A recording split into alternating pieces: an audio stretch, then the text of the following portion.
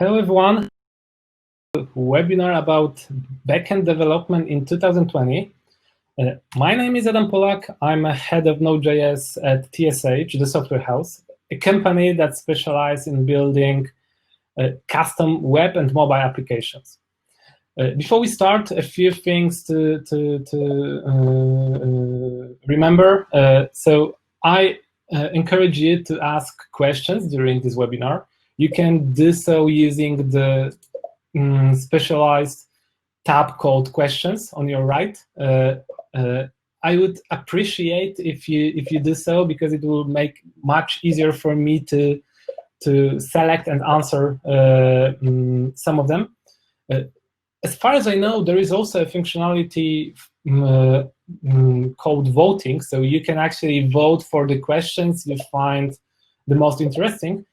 And this will also be useful for me, because I will be able to select the ones that you vote the most. Okay, so I would try to answer as many questions as possible, but since we have some time limits, it probably won't be. I probably won't be able to answer all of them. Okay, I think that's all. So what we are going to talk about today is backend. Yes, so we are actually going to talk about backend that scales up. So what we need to do, how to build the backend that is ready for scaling, ready to handle a lot of traffic and a lot of requests, a lot of users.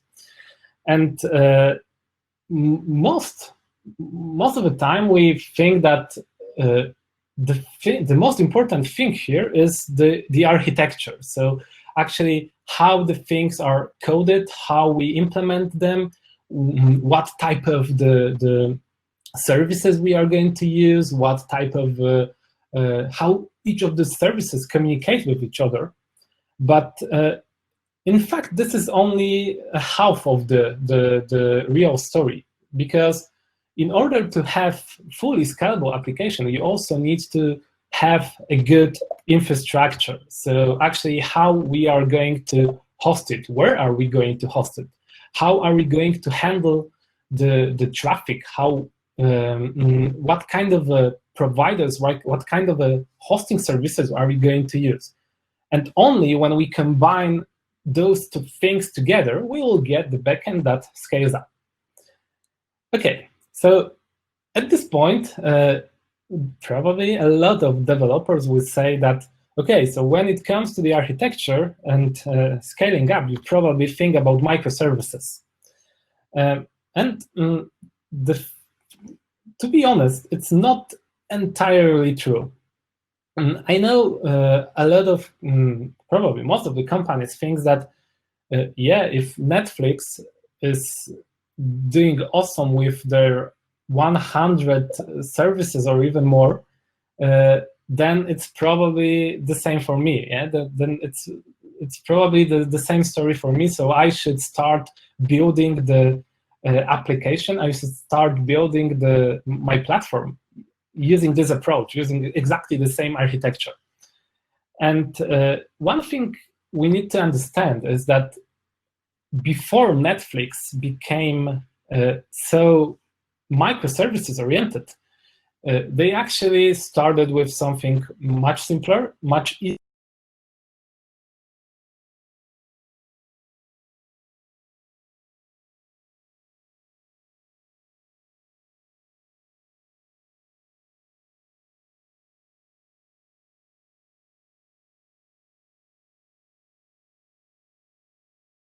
Rather much faster. So I assume like most of the people, most of the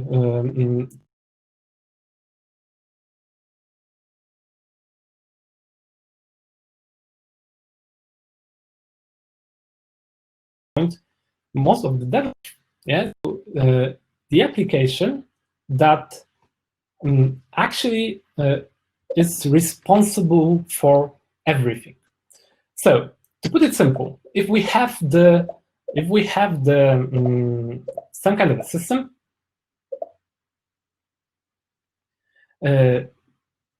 for example, if we have some kind of a system that is responsible for multiple things, monolith is the one application to rule them all, actually. Yeah, so we are like, if we have this, if we need to handle bookings, to handle security, handle the users, some kind of invoicing, reporting, everything will be in single app. Of course, this has some benefits, especially when it comes to the speed of development. Yeah, we are able to develop faster things because everything is connected, because everything is in a single repository, everything is a single application. Of course, at some point, this will be a double-edged blade for us. Yeah, we'll actually see that this is true only for the initial phase of the project, but then it will change to, it will be much harder to develop. But most of the smaller applications, most of the apps we start building are probably monoliths. This has also one huge implication, that because we have a single app, we will probably have a single technology. And this is kind of obvious, so this is quite easy to understand. We are enabled to build a monolith that use, for example, two types of the programming language, let's say JavaScript, Node.js, and .NET at the same time, yeah, because we are going to build a single app, not the microservices itself.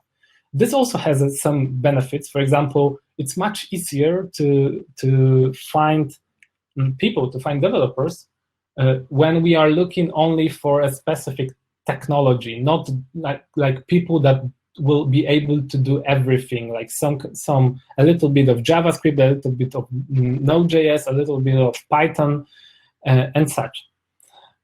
Of course, every monolith has some drawbacks, or rather some catches. So in case of the monolith, in case of this architecture, the biggest one is probably expensive onboarding. So imagine you have a system that consists of 10, 12, 15 different functionalities.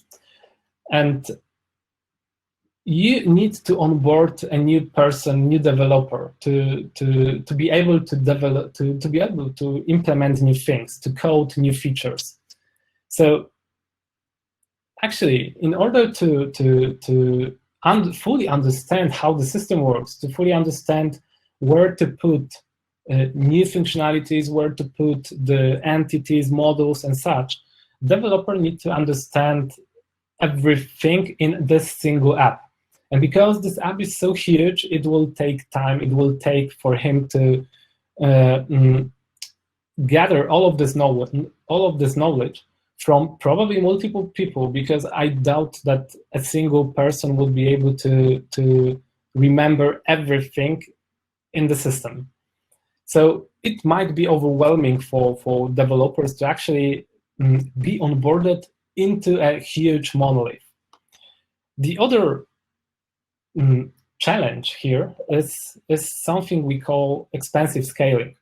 So at some point, when monolith starts growing, when it's like quite huge, yeah. For example, we need to have a specialized double XL instance available on AWS or DigitalOcean to handle it. Yeah, we need a lot of resources to make it work. And then we realize that one single service we have, for example, bookings or transactions, requires scaling up. Yeah, we see that it uses so much, we have so much traffic on those services, on the simple module, that it needs to be improved. And because we have a monolith, we are unable to pull this out from it. We are unable to scale only this single service. We need to scale everything at once. So actually, we need to invest in another double XL instance to be able to scale. And this might be this most of the time this will lead us to having some kind of a overhead in resources that we actually need versus the resources that we actually the versus resources we actually need versus the resources we have. Yeah, so we will be actually pay more for something that we probably are not going to use. And the last thing is development. I said that initial development will probably be faster, and most of the time it's true. But when we will be getting bigger, when we will get more and more lines of code, things will probably get kind of messy, especially when there is a single person that will take like responsibility for keeping this monolith clean. I've seen so many monoliths that ended up with with something we call spaghetti code. So from one place, one module, we actually imported code from this completely different module, making them too dependent on each other, making them unable to be like maintained, yeah, at some point. And this is a problem, and probably this is the biggest one. So the question is monolith really bad? Not really. It all depends on implementation. So how we are going to build stuff, how we are going to define its own architecture in its internal code. So the main idea to build a good monolith is to actually keep modules separated as much as possible. So we shouldn't use the code, for example, from invoicing module inside the booking one. Yeah. So I know sometimes it's tricky. Sometimes it sounds impossible. But the general idea is to actually have like small domains inside the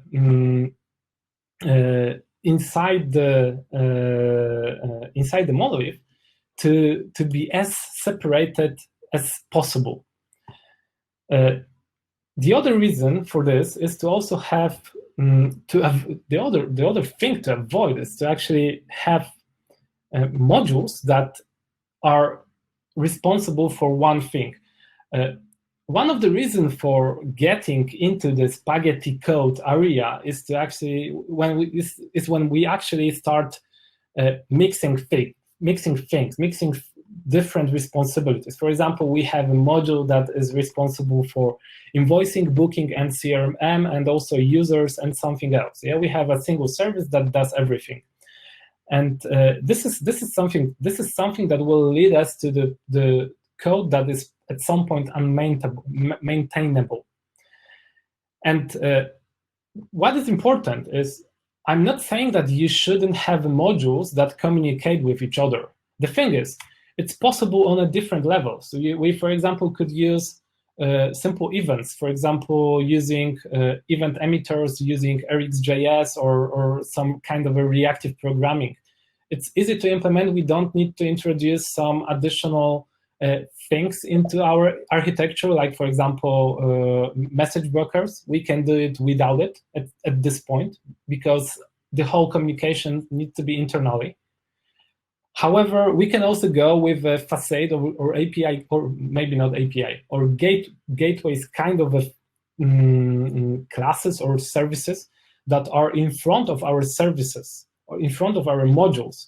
So we are not calling methods from a different module directly. We are actually going to use some kind of a client and then call this gateway. So it will, or facade, so it will actually perform some operation on our behalf.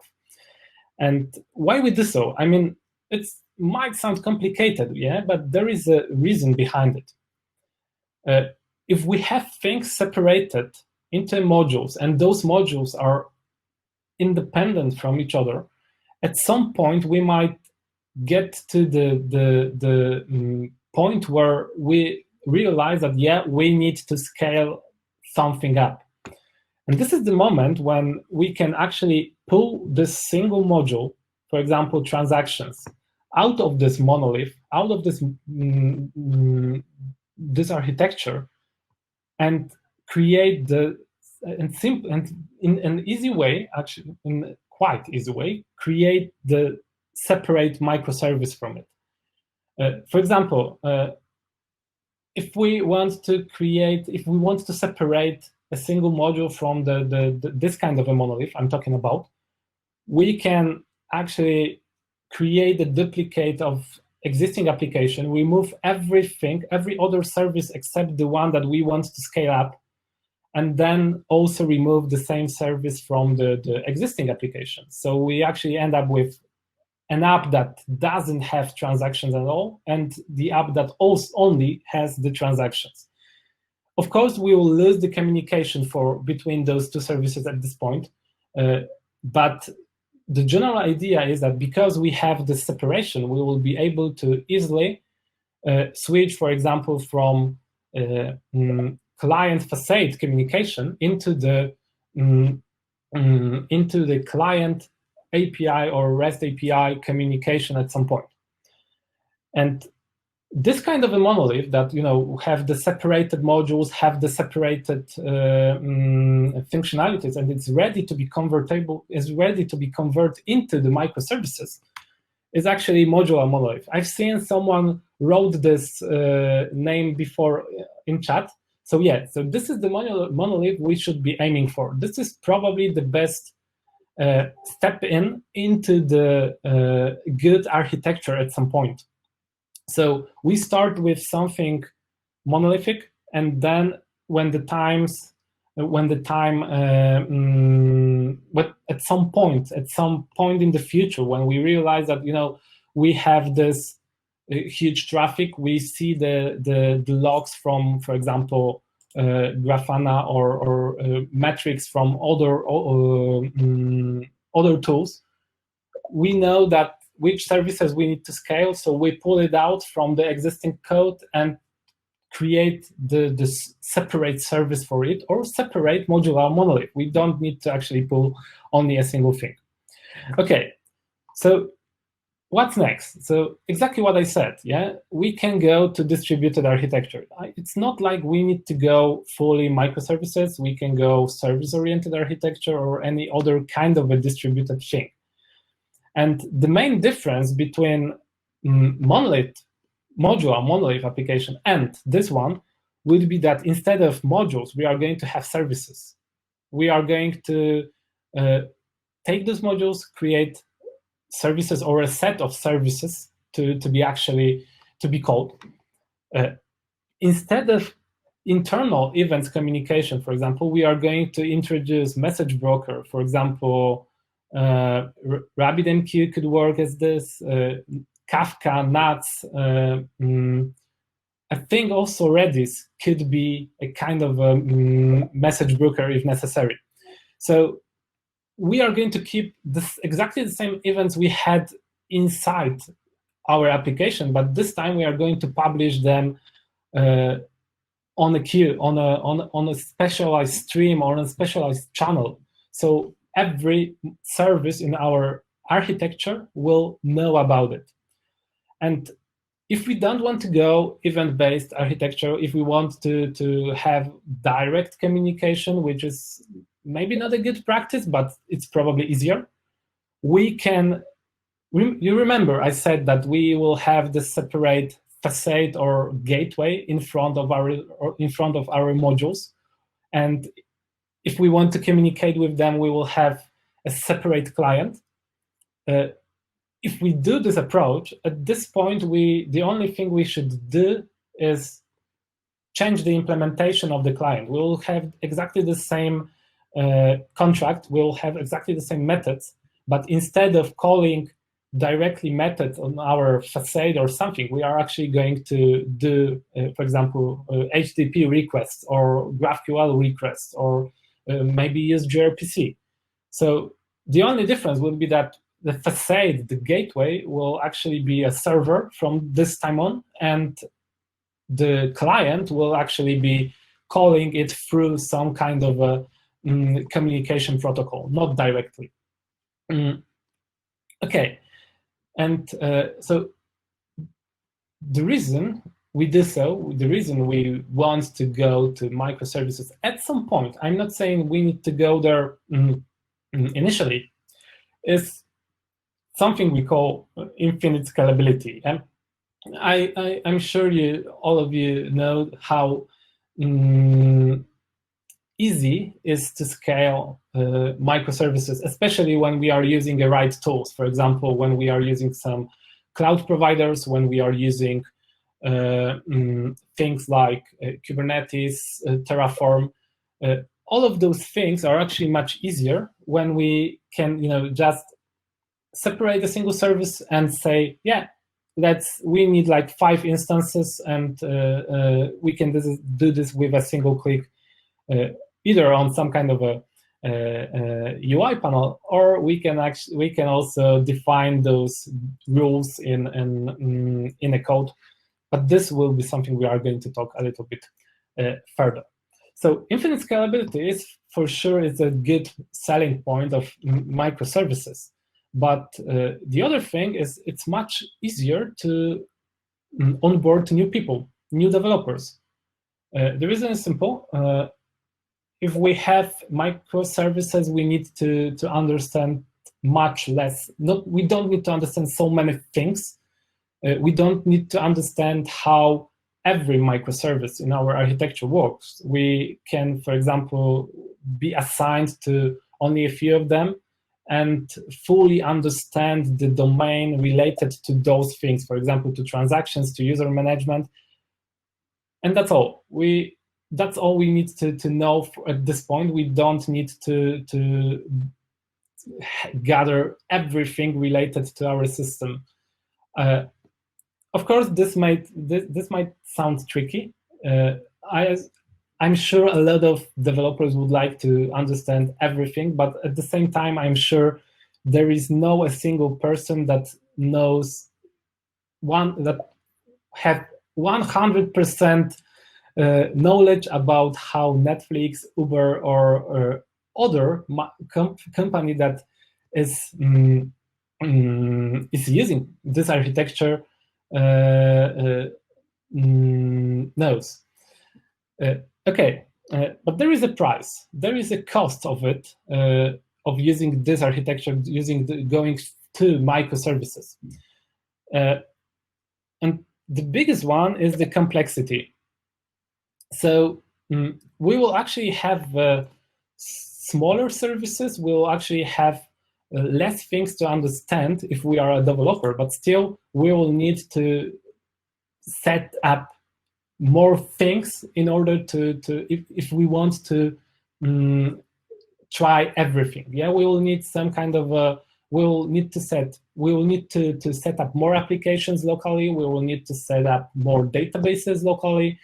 And the same thing goes to staging. The same thing goes to production environment. We will need to have more active instances. We will need to understand how our infrastructure works. We will need to maintain everything related to it.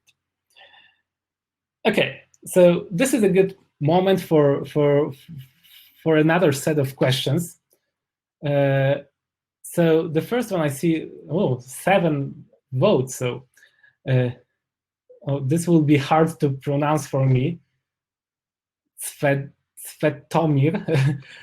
Sorry if I pronounce it wrong. How do you separate microservices for users management when the user is connected to almost everything in the application? There could be other examples, but that's a more generalized one. In this user by user connected to almost everything in your application, I assume you are thinking about like permissions, like ACL. So like every other service will probably require some of the user informations. I assume this is the main point here. So user management is actually about creating users, about managing them. Yeah, so creating, removing, updating, changing some of the information, maybe giving the permissions, maybe giving the some kind of assigning some kind of roles. And what we do at TSH, for example, we are using a lot of we are actually using JWT for authentication and authorization. So we can have a separate service called, I don't know, users. Let's assume this is a service called users that is responsible for checking if a user with a specific password and username exists, and return the public information about him in something we call something called JWT token. Yeah? So this is the token that could contain information that are actually public. And then when we need those information in separate service, for example, I don't know, when we call transaction service, we don't need to send the user information there. We contain this information in a token that is sent with every request. So every time we want to get some of the information about the user, especially when it comes to some public information, some information related to him, like, I don't know, first name, last name, we can actually decode that token, decode that JWT thing, and pull it out from it. So we actually have the user ID. So if the transaction is made by a specific user, we can get the ID from that and add it to the transaction. If we, for example, want to check if the user has the access for this specific for this specific operation, it's still possible, because in JWT token, we also have the information about scopes the user has. We could have the information about the attributes or resources he has access to. And the coolest part here is that even though those information are easily to be checked, yeah, we can actually get this JWT token, go to, I think JWT.io is the site, put this token there and decode it, like, you know, right away. That's why I'm saying that those should be rather public, non-sensitive information. You shouldn't put password or something into the JWT, but still are protected, yeah, because every token is signed by a private secret we can use, and every time we perform some of the operation, we first call our, we could say, user security service to check if this token is valid. So if all of the data that are there were signed by our secret, if those information weren't changed by an end user, so if this is the token we actually issued. I see that there is a follow-up about this question. So how do you handle user being assigned to different entities in the microservices, identity, integrity, etc., etc.? So the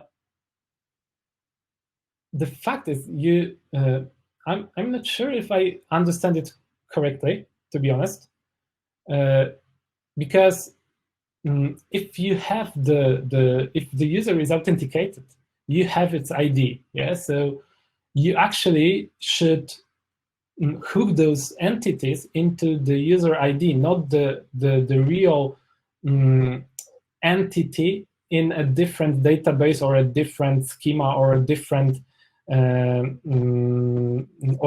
place, yeah. Because you're if you go microservices, you actually want to connect those things by identities, not by the relations in a database terms, in understanding of database. Yes, so we should actually everything. If, for example, I don't know, user has some documents, and documents are stored in documents microservice, let's call it.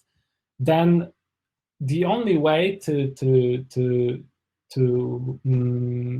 connect them is the user ID. So I actually want to have like every document in a documents microservice to have the identification of my user, so the user IDs. And this way I can pull all of the documents as related to this user, because when I send the JWT token, I know what user is asking for those. Okay, let's continue. So I was talking about the complexity of the architecture and infrastructure, and I was also talking that I also said that it's not only related to the staging or production environment; it's also kind of related to local environment, because this one will also get much more complex. I'm not sure if you guys are realized, but there is a huge difference between how you set up things between different operating systems. We have a different commands available, we have a different tools available, and what's more, it's getting even more complex when we need to set up, for example, 5 different applications, 5 different microservices on the same machine, and each of them requires a different version, for example, of a database, of a, I don't know, Node.js. So it's getting tricky. So I remember the times when we had when those were really big problems. You had to install everything locally. You had to somehow have Postgres installed in 2 different directories to be able to have version 8 and version 10 at the same time. Then we moved to virtual machines, but even though it was like a temporary solution, because virtual machines were heavy, virtual machines were were kind of slow. Right now, at this currently, we don't really need to use those things anymore, because most of the projects, most of the microservices-based architectures are actually using something we call Docker. Yeah. So what it is, to put it short, Docker is a way to virtualize our services. For example, I can enclose my whole application, for example, I don't know, Postgres database or Redis, into a single image, and reuse this image and set up the application that it contains on my local machine with a single command. And what's more, there are even easier things. We can actually create the whole file that will be responsible for orchestrate the whole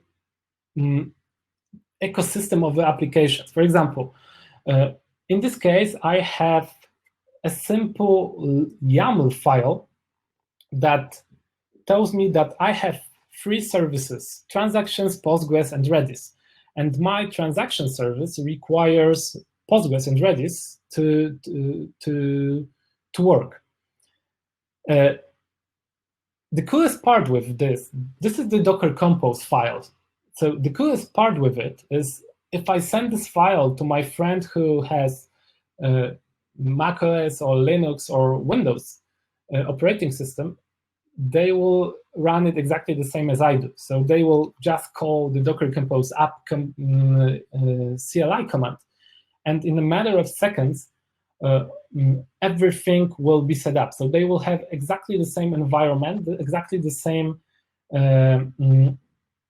system set up as I do. So no more things installed locally, no more things that, no more commands that you need to run before in order to be able to work, to develop things. You can actually speed up your development pretty much to some high-end development speed. But what's more, as I said before, Docker is not only about like reusing stuff from open source like Postgres, like databases. It's also about changing your, like enclosing your application into this kind of an image. So we can actually create a separate file called Docker file that will be responsible for creating like some kind of a image that can then push into a separate repository, something like Git repository, but this time we call it registry. And then using this image, I can deploy this application everywhere. So almost every provider, cloud provider especially, supports the Docker deployment. So if I have this application as an image, I can deploy it to AWS using the ECS, Elastic Container Service. I can deploy it to Azure. I can deploy it to Google Cloud. I can deploy it to DigitalOcean. And even if DigitalOcean doesn't have, even if I don't have the Docker on my droplet, like initially, I can just install it and then run a single command, run Docker Compose or Docker Swarm, and deploy this application in a matter of seconds. Like have the fully working app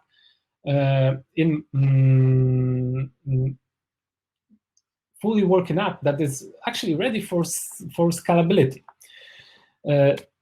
Okay, so obviously we don't want to set up our instances. We don't want to install.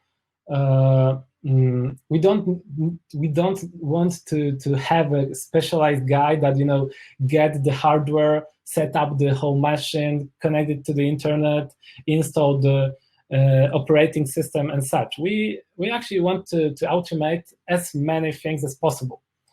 And one of the good things we can do right now is to automate our deploys. And I'm not talking about using continuous integration tools like Bitbucket pipelines, like Circle CI, like GitHub Actions or GitLab CI.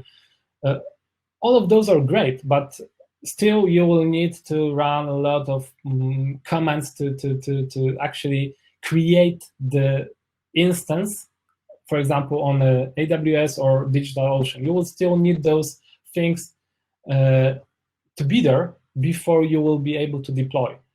But this can be done relatively easily using a different approach, something we call infrastructure as a code. So instead of having to go into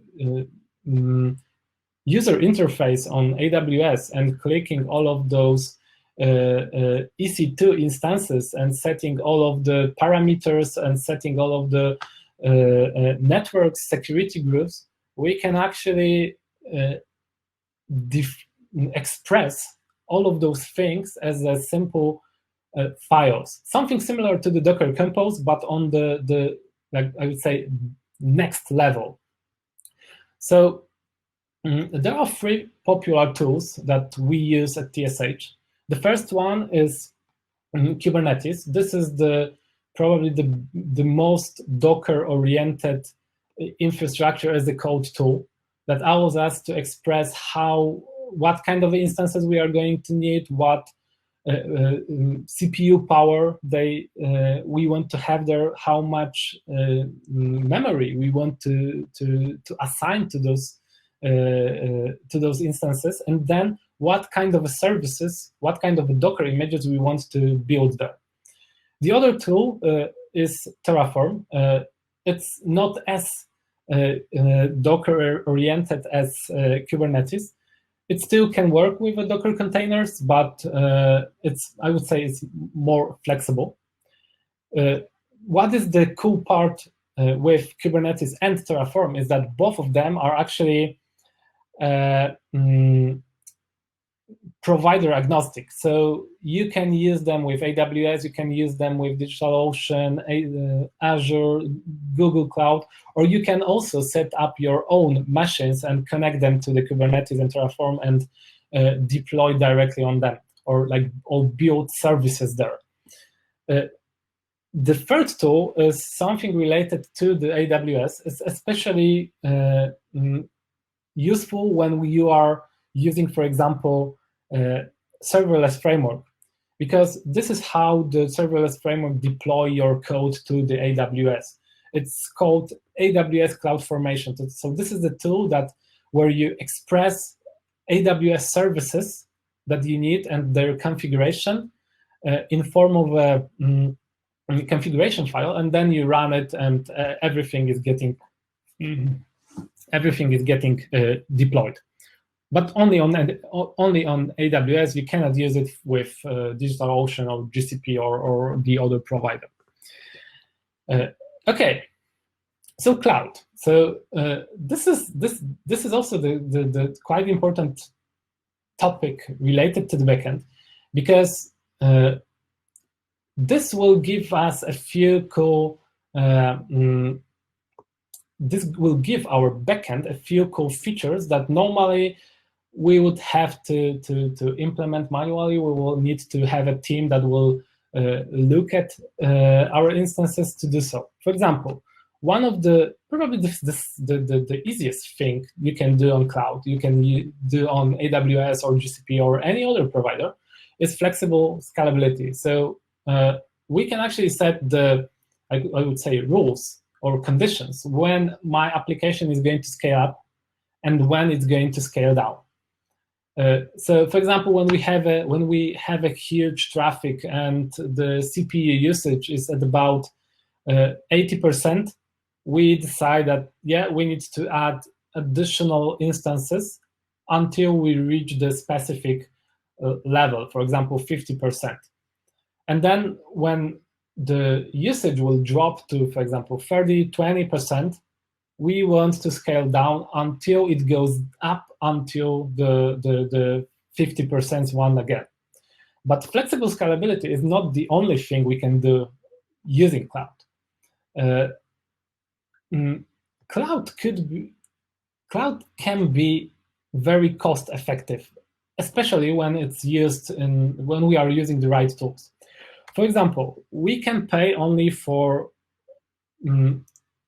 the time when our application actually works. Yeah. So I know we all probably know about the so-called serverless functions. But so this is the idea. But what I'm going to show you today is a little bit different tool.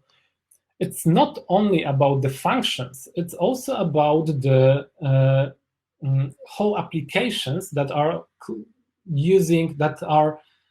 Docker based. For example, Google Cloud has this cool service called Cloud Run.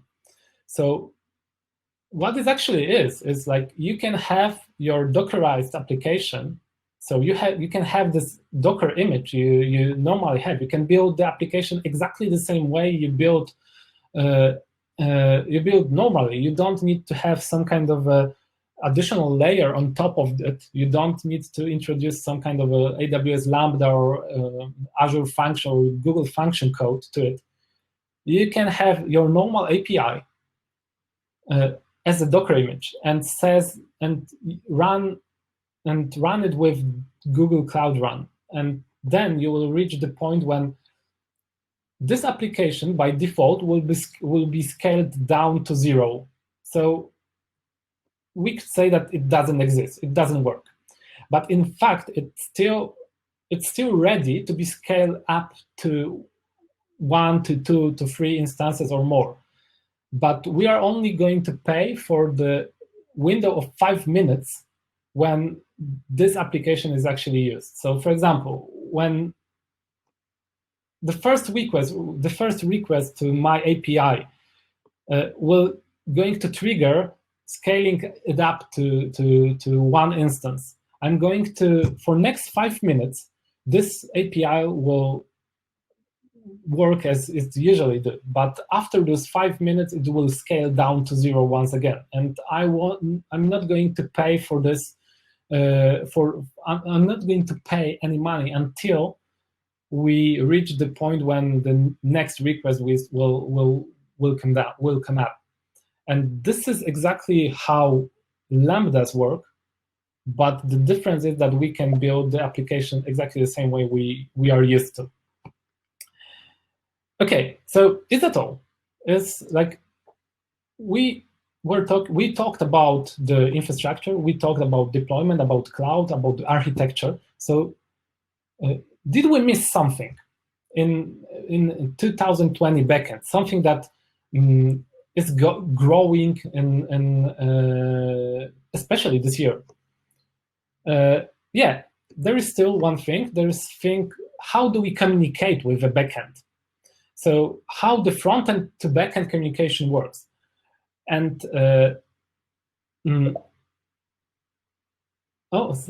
before we go, there is one question, a good one. If you scale down to 0 instances, how is the request handled? There is no service to receive it. Yes, there is no service to receive it. But the way it works is it goes through the Google gateway first. Google received the information that, yeah, we want to execute this service, but there is no instance for it. So it will trigger the scaling up.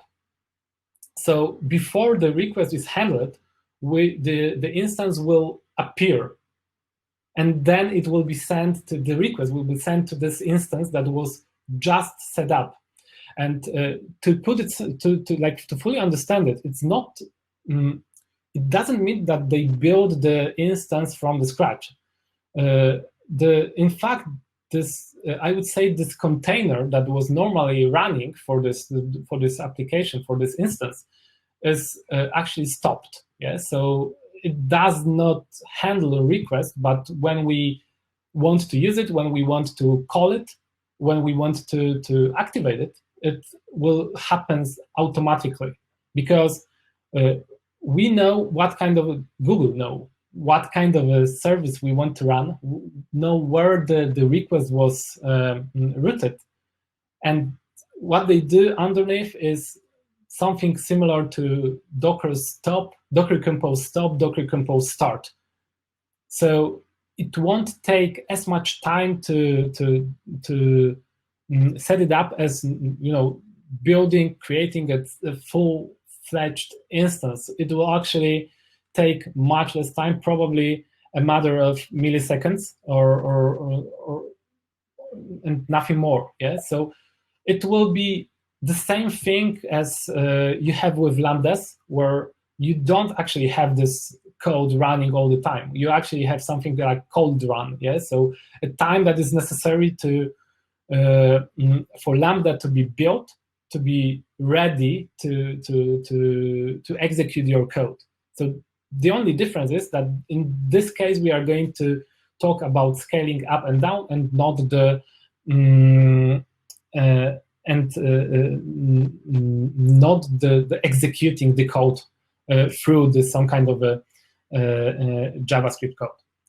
Okay, so communication. At TSH, we see a trend that more and more applications are not are having more than one consumer. By consumer, I mean web application, some kind of IoT devices, mobile applications, or even some separate APIs that are going to consume our API.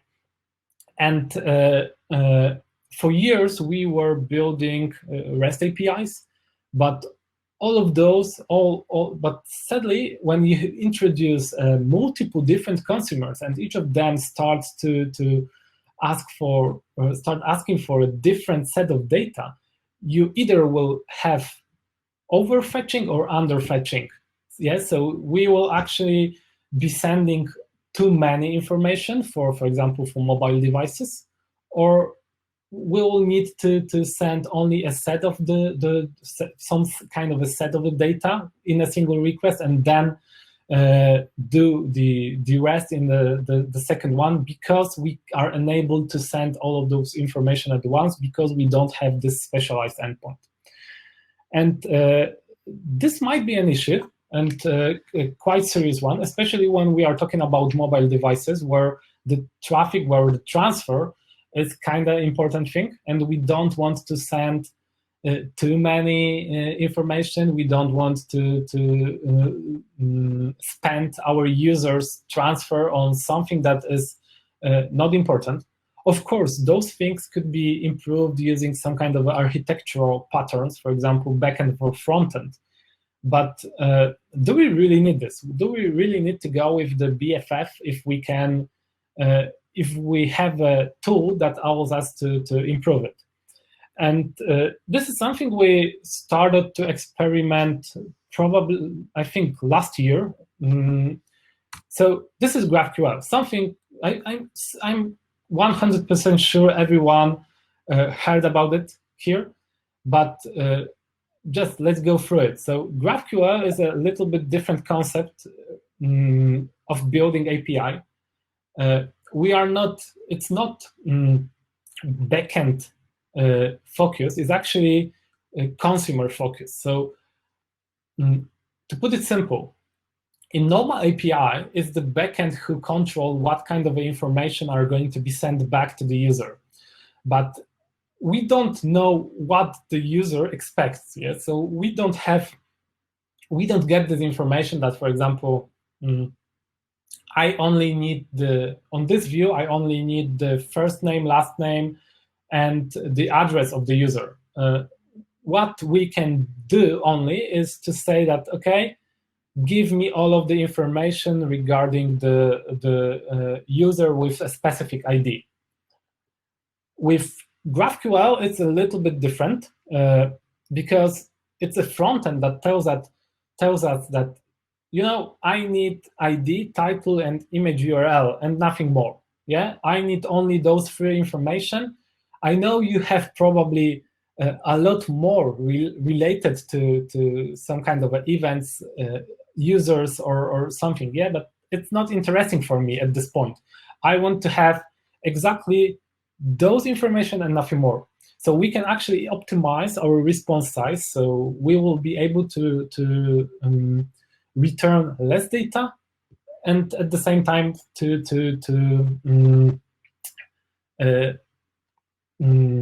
be much more optimized for, especially for the mobile devices.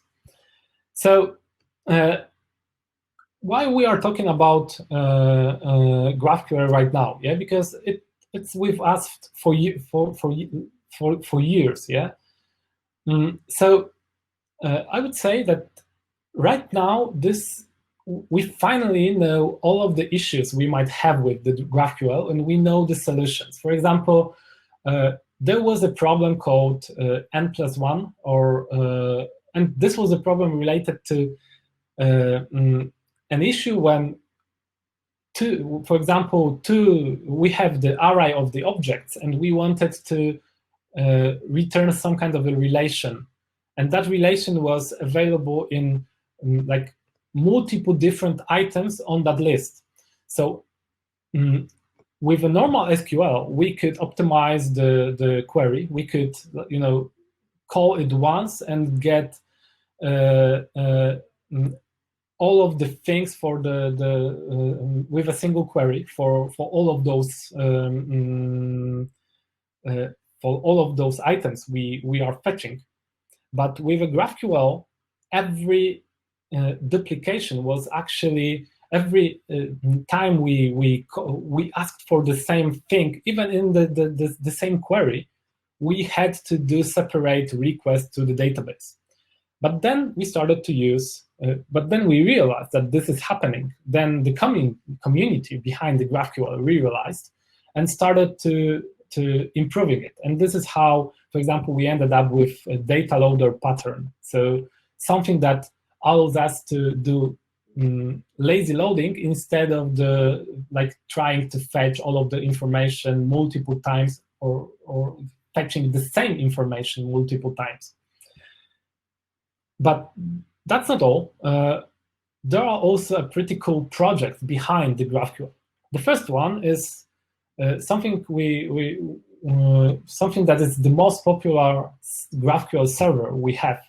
It's Apollo, and this is the company that is doing great stuff related to both front-end and back-end GraphQL development.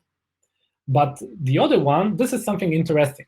The logo on your left is from a company called Hasura.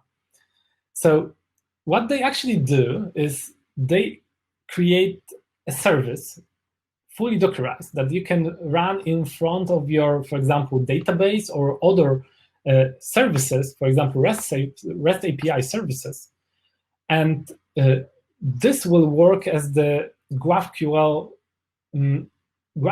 gateway. Yeah, so you can actually have GraphQL on the front end, yet multiple different REST APIs on the back end, and Hasura will allow you to build the schema that will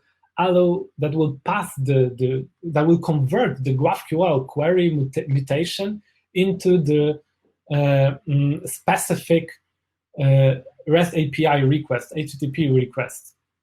And what's more, there is, if you, for example, need to, if you want to build the typical CRUD application on the database, for example, you only want to fetch the information from the Postgres database or MySQL database, Hasura allows you to, based on the database schema, to build the GraphQL schema. And you can do this automatically. It can, it will just, you only need to specify the credentials to your database, say what table you want to include it, to convert into GraphQL schema, what things you want to be available, and then you end up with full abstraction, full GraphQL gateway on your database. So you can, add new records, remove, delete, and such. Everything that every field that is in your database will be available through GraphQL. Pretty cool when you want to build something fast, and it's mostly CRUD application, nothing fancy. Okay, so let's summarize. So how TSH see the 2020 backend development in right now. So it might be so obviously I think, judging based on this presentation, you might see that most of the projects we start are actually fully Dockerized modular monolith. We start with it because we are able to develop much faster, and at the same time we are able to express some of we are able to change some of the things into microservices at a later stage if necessary. Of course, it's not like we have everything as the modular monolith. In fact, we have some mix-up. We are actually having some of the services as a separate microservices. For example, the security, for example, some things related to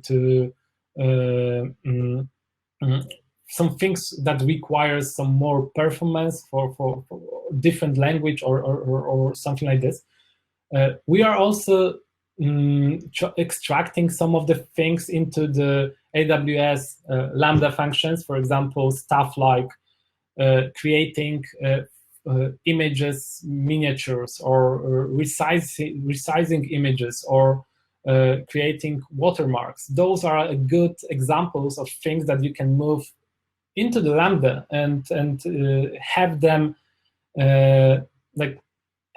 have them work in there. And the thing is, you probably won't need to pay for that almost anything, because I doubt you will reach, especially when the application is started, you will reach the free quota of the lambda that is normally there.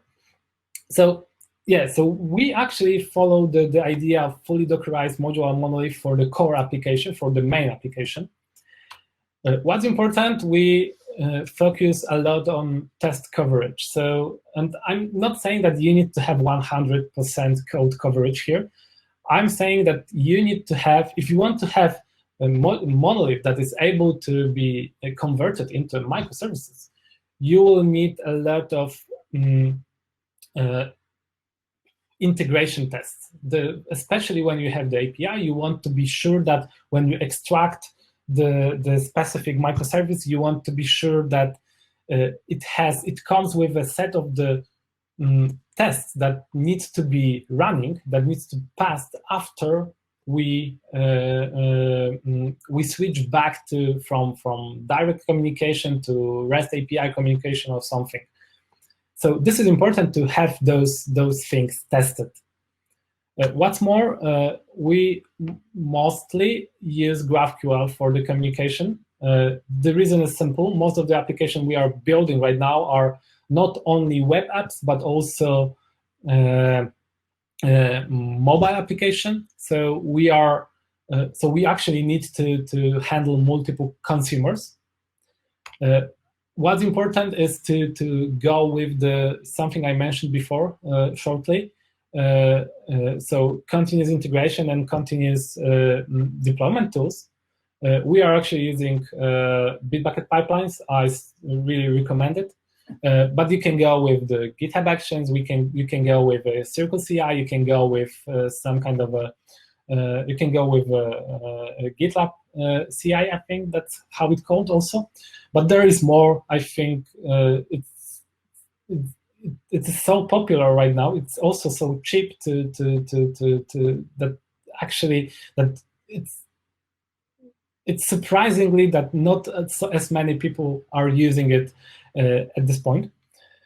And lastly, it's important, and it's a very good idea to start thinking about having your infrastructure written as a code, being able to see this infrastructure, everything related to this infrastructure in your Git repository. What I would recommend is to start with Terraform. It's a little bit easier than Kubernetes. And then slowly moving toward Kubernetes. But the thing is, it doesn't matter what things are you going to use. It's the first step is to start using it. And this is something that will make easier for your developers, for your DevOps guys to actually, for administrators to actually understand what infrastructure is being used in your system. Otherwise, this is the knowledge that might get that will be hidden behind those fancy user interface panels that someone might forget at some point. Someone might forget how to use it, and because you will go there so rarely. Okay, so that's all. I see that we are after the time. Sorry for sorry for this. Sadly, the network issues were took quite a lot of time. But there is one thing I want to invite you for. This is the next webinar we are going to do. This is the second edition of our CTO roundtable. So we are going to talk about scalability on demand, but in fact, this will be related to how to scale your teams, how to scale processes, but also about the technology. So something related to cloud providers and such. If you are interested, then feel free to click on the link. I see maybe not a link, but rather the window that showed up. This is going to be the next week, also Tuesday, and the same hour. Okay, maybe the last question. I see some of them. So before I say you thank you, let's go through the last one.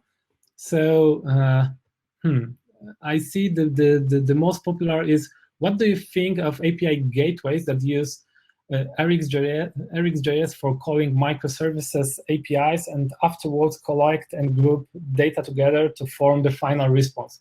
What other tool, languages, approaches could be used to implement such an API gateway? So to be honest, I'm not a big fan of implementing API gateways like, not using something that already exists. As far as I know, there are some wonderful tools for such tasks. For example, Kong, if I remember. But if you are, for example, using AWS, you probably are going to use AWS API gateway. But regarding the question, what I think about API gateway that uses Rx.js for calling microservices. So this is something we were using, and we were actually building like some time ago, and I would say Rx.js is a pretty good thing for, especially when you are going to when you are trying to build something reactive, yeah.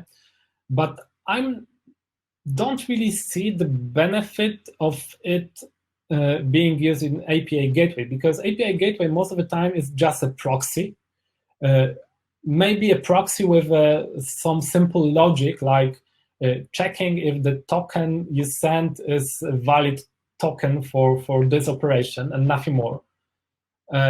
So I'm not sure if you need so fancy tool like Rx.js. Of course, if you are using, if you, for example, have the API gateway that requires the WebSocket communication, then Rx.js is probably the best tool you can use. But if you are doing simple REST APIs or GraphQL APIs, GraphQL without the subscriptions, of course, then I don't really think you need to use Rx.js. You'll probably be happy with things like Express and HTTP proxy middleware or something like this. This is how it. I think this is how it could be called. Or rather, you can use, for example, some infrastructure level API gateways to actually route the things to specific services. Okay, so the last one, how do you handle business logic and business processes when we use GraphQL? In other words, what's the respective analogy for post-put in REST in GraphQL? So post and put are actually mutations. So GraphQL has only two things. It's either query, so it's get, head, or whatever you want to do. So it's related to data you want to fetch from the backend. And the other one is mutation. So this is all of the changes related to the data. So post, put, patch, or anything you want to send through. Okay, so I think that's all. So once again, thank you for today. Thank you for coming. And